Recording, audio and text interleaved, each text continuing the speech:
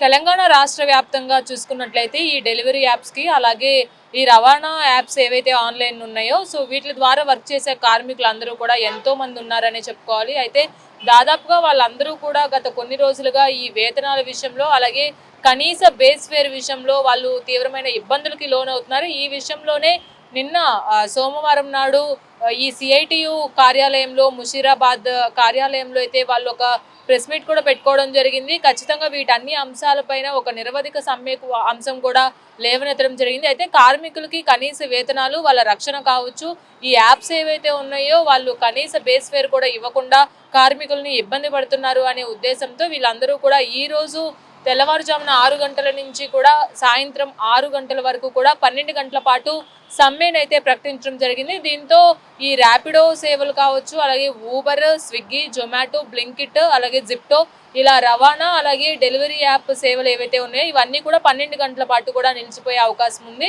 అలాగే నిలిచిపోయాయి కూడా ఈ 12 గంటల పాటు. మనం చూసుకున్నట్లయితే ఈ యాప్ ఆధారిత రవాణా అలాగే డెలివరీ సేవలు ఏవైతే ఉన్నాయో వీటికి సంబంధించినంత వరకు చాలా మంది కూడా వాటిపైన ఆధారిత సంస్థలు ఏవైతే ఉన్నాయో వాటికి సంబంధించిన డెలివరీ సిబ్బంది కావచ్చు, అలాగే గూడ్స్ ట్రాన్స్పోర్ట్ డ్రైవర్లు కావచ్చు, వీళ్ళందరూ కూడా ఈ సమ్మెకి అయితే పిలుపునివ్వడం జరిగింది 12 గంటల పాటు. అలాగే నిన్న జరిగినటువంటి సిఐటియు కార్యాలయం సమావేశంలో కూడా వాళ్ళు మెయిన్ అంశాలను కూడా వాళ్ళు లేవనెత్తడం జరిగింది. వాళ్ళు ఎవరైతే ఈ ఊబర్, ర్యాపిడో అలాగే స్విగ్గీ, జొమాటో ఇలాంటి యాప్ల ద్వారా వాళ్ళు పనిచేస్తున్నారో వాళ్ళకి కనీస వేతనాలు కావచ్చు, మార్జిన్ బేస్ ఫేర్ ఏదైతే ఉందో దాన్ని కూడా వాళ్ళు ఇవ్వకపోవడం చేత వాళ్ళు తీవ్ర ఇబ్బందులకి గురవుతున్నారు. ఇప్పుడు ఫ్యూయల్ రేట్లు ఒక పక్కన పెరిగిపోయాయి. వాళ్ళకి రావాల్సిన వేతనాలు కరెక్ట్గా రాకపోవడము, అలాగే రక్షణ కల్పించాల్సిన సంస్థలే వాళ్ళ నోరు కొడుతుంటే వాళ్ళు ఇప్పటి వరకు చూస్తూ ఊరుకున్నారు. కానీ ఇప్పటికీ చూస్తూ ఊరుకోలేము. ఈ 12 గంటల పాటు మేము ఏవైతే ఈ 12 గంటల పాటు సమ్మె ఉందో ఈ సేవలు మేము నిలుపుదల చేస్తున్నాము. అలాగే తరువాత చూసుకున్నట్లయితే ఇదే కనుక ప్రభుత్వం కానీ ఈ వేతనాల గురించి కావచ్చు, మాకు ఏవైతే కనీస బేస్ ఫేర్లకు సంబంధించిన అంశాలపై స్పందించి ఒక నిర్ణయం తీసుకొని ఎడల ఆగస్టు 8 నుంచి కూడా నిరాహార దీక్ష అలాగే కంటిన్యూస్గా సమ్మె ఉంటుంది అని వారు ప్రకటించడం జరిగింది. అయితే మెయిన్గా వాళ్ళు కొన్ని డిమాండ్లను కూడా రాష్ట్ర ప్రభుత్వానికి ఉంచుతున్నారు. ఏవైతే ఈ వెహికల్ అగ్రిగేటర్ గైడ్లైన్స్ 2025న పూర్తి స్థాయిలో అమలు చేయాలని కూడా ప్రభుత్వాన్ని వీళ్ళు డిమాండ్ చేయడం జరుగుతుంది.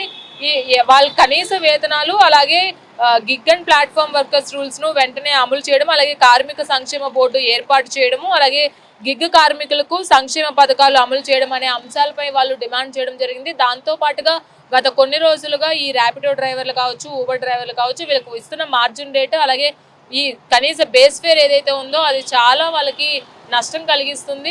ఎన్ని రైడ్స్ చేసుకున్నా కానీ వాళ్ళకి కనీస వేతనం అనేది రావట్లేదు.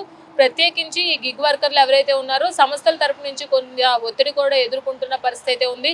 ఎంత పని చేసినా కానీ వాళ్ళకి మిగులుబాటు తక్కువగా ఉన్న నేపథ్యంలో వాళ్ళకి గడవడం కష్టంగా ఉంది అని వాళ్ళు చెప్తున్న పరిస్థితి ఉంది. దాదాపుగా ఈరోజు 2 నుంచి 3 లక్షల మంది కూడా ఈ సమ్మెలో పాల్గొంటున్నారు.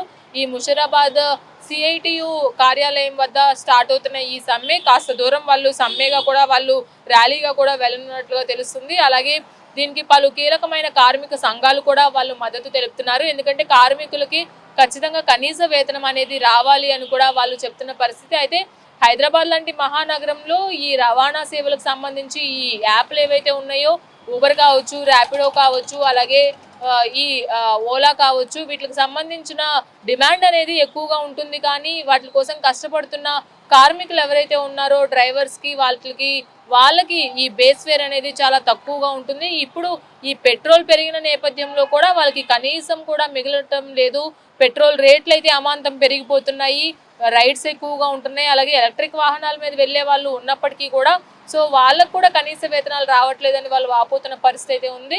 ఏదేమైనప్పటికీ కూడా ఈ గిగ్ వర్కర్లు వాళ్ళకు కనీస వేతనాలు అలాగే ఈ రవాణా సంస్థలకి సంబంధించిన ఏవైతే కొన్ని అంశాలు ఉన్నాయో ఈ గిగ్ వెల్ఫేర్ 2025 రూల్స్ని అయితే వెంటనే అమలు చేసే విధంగా ప్రభుత్వం కూడా చర్యలు తీసుకోవాలని వాళ్ళు డిమాండ్ చేసిన పరిస్థితి. ఒకవేళ ప్రభుత్వం కనుక ఈ అంశాలపైన వాళ్ళు ఒక నిర్ణయానికి రాకపోయినట్లయితే ఆగస్టు 8వ తారీఖు నుంచి నిరవధిక సమ్మె కూడా మేము నిర్వహిస్తామని ఇటు కార్మిక సంఘాలు ఏవైతే ఈ రవాణా అలాగే డెలివరీ యాప్ సంఘాలు ఏవైతే ఉన్నాయో వాళ్ళు కూడా ఆ కార్మిక సంఘాలందరూ కూడా పిలుపునిస్తున్న పరిస్థితి అయితే ఉంది.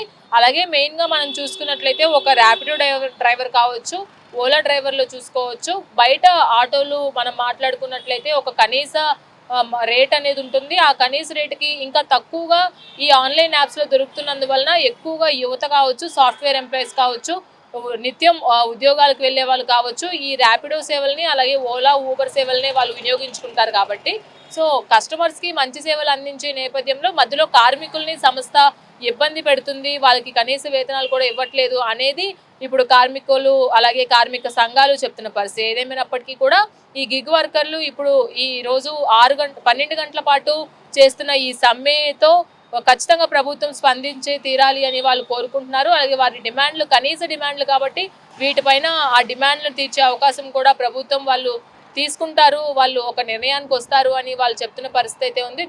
అలాగే ఒకవేళ కనుక ప్రభుత్వం ఇన్వాల్వ్ అయ్యి ఈ ఏవైతే వాళ్ళు డిమాండ్లు చేస్తున్నారో ఆ డిమాండ్లకి తగ్గట్లుగా వాళ్ళు నిర్ణయం లేకపోతే ఖచ్చితంగా ఆగస్టు 8వ తారీఖు నుంచి నిరవధిక సమ్మెతో పాటు నిరాహార దీక్ష కూడా చేస్తారు. దీనికి సంబంధించి సిఐటియు కావచ్చు, ఐఎన్టీయూసీ కావచ్చు, ఈ సంస్థలు కూడా మెయిన్గా సపోర్ట్ చేసినట్లు తెలిసింది. ఏదేమైనప్పటికీ కూడా కార్మిక సంఘాలన్నీ ఏకమయ్యి ఈరోజు 12 గంటల పాటు నిలిపివేసిన సేవల వల్ల దాదాపుగా మార్నింగ్ నుంచి ఏదైతే ఈ హైదరాబాద్ లాంటి మహానగరంలో మార్నింగ్ నుంచి కూడా ఈ ఐటీ ఉద్యోగులు కావచ్చు, మిగతా ఉద్యోగస్తులు కావచ్చు, వీళ్ళందరూ కూడా ఈ ర్యాపిడో పైన ఆధారపడిన ఎవరైతే ఉన్నారో వీళ్ళందరూ కూడా ఇబ్బంది పడుతున్న పరిస్థితి అయితే ఉంది. ర్యాపిడోలు కొన్ని బుక్ అవుతున్నాయి, బుక్ అయిన తర్వాత వెంటనే క్యాన్సిల్ అవుతున్నాయి, అలాగే ఎక్కువ టైం కూడా టేక్ చేస్తున్నాయి. దాంతో పాటుగా ఈ చాలా బుకింగ్స్ కూడా లేట్గా రన్ అవుతున్నాయి. ర్యాపిడో సేవలు అయితే ఎక్కడా కూడా కనిపించిన దాఖలాలు లేవు. అక్కడక్కడ ఊబర్ బుక్ అవుతున్నప్పటికీ కూడా అది కూడా డౌట్గానే ఉంది. కాబట్టి దీంతో ఈరోజు 12 గంటల పాటు కూడా ఈ నగర ప్రజలందరూ కూడా తీవ్ర ఇబ్బందులు పడుతున్నారు. ఏదేమైనప్పటికీ కూడా నగర ప్రజలకి క్షమాపణ చెప్తున్నాము మేము అని ఆ యాప్కి సంబంధించిన కార్మికులు ఎవరైతే ఉన్నారో వాళ్ళు చెప్పిన పరిస్థితి ఉంది. మా ఇబ్బందులు కూడా మేము సాల్వ్ చేసుకునే అంశంతో మేము ముందుకు వెళ్తున్నాం, కానీ ప్రజల్ని ఇబ్బంది పెట్టాలన్న ఉద్దేశం మాది కాదు. దయచేసి ఎవరైతే ప్రజలు ఈరోజు ఈ ర్యాపిడో సేవలు, ఊబర్, ఓలా సేవలు అలాగే ఫుడ్ డెలివరీ యాప్స్ ద్వారా సేవల్ని వాళ్ళు పొందలేకపోతున్నారో వాళ్ళకి మేము క్షమాపణ చెప్తున్నాము అంటూనే వారి డిమాండ్లని ప్రభుత్వం ఒక్కసారిగా పరిశీలించాలి, అలాగే ఆయా సంస్థలు కూడా వాళ్ళకి కనీస వేతనాలు ప్రొవైడ్ చేయాలి అని కార్మికులు, ఈ యాప్ల ద్వారా పనిచేస్తున్న గిగ్ వర్కర్లు, అలాగే ట్రాన్స్పోర్ట్కి సంబంధించిన ఈ ట్రాన్స్పోర్ట్కి సంబంధించిన కార్మికులు కావచ్చు, వీళ్ళందరూ చెప్తున్న పరిస్థితి. వీడియో జర్నలిస్ట్ నీరజ్తో రాణి, మెగా 9 టీవీ, హైదరాబాద్.